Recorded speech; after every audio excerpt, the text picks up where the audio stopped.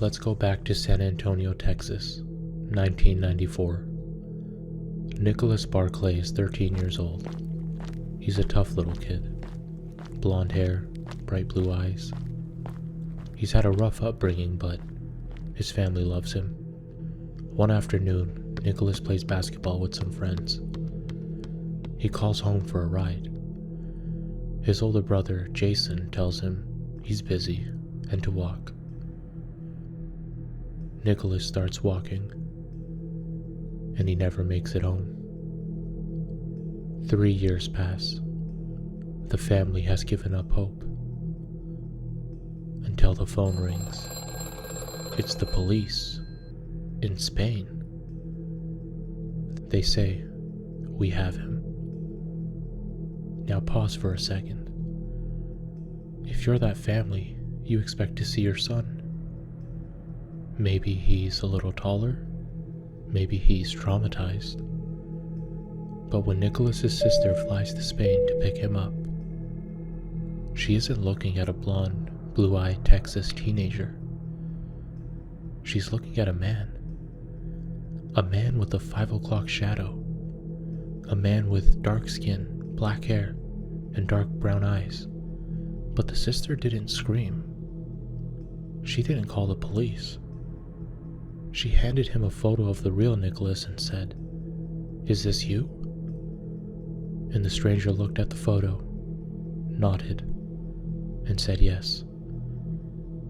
And she said, "Okay, let's go home." They bring him back to Texas, and the performance begins. The stranger moves into Nicholas's room. He eats at their table.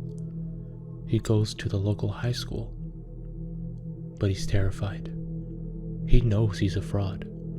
He spends every day waiting for the mother to scream, "Who are you?" But she doesn't. The mother bathes him.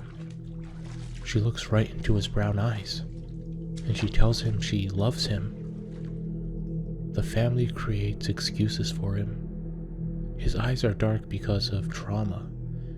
He speaks French because he was brainwashed. The stranger starts to feel like he's losing his mind. It took a private investigator named Charlie Parker to finally pull the mask off. He corners the family, and the truth comes out. The boy wasn't Nicholas.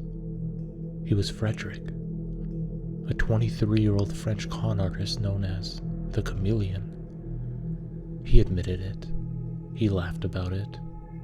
He thought he had pulled off the con of the century. But then, the PI asked him a question that wiped that smile right off his face. "Frédéric, why do you think they let you stay?" This is when Frédéric realized he wasn't the master manipulator. He was a prop.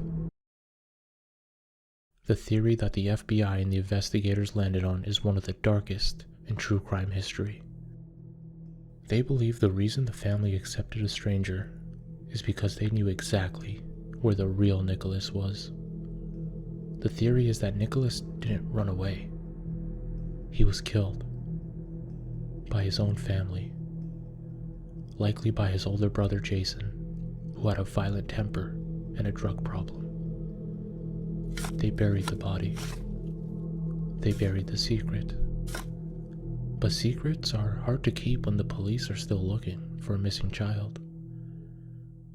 So when a stranger called from Spain, claiming to be Nicholas, it wasn't a miracle. It was an opportunity.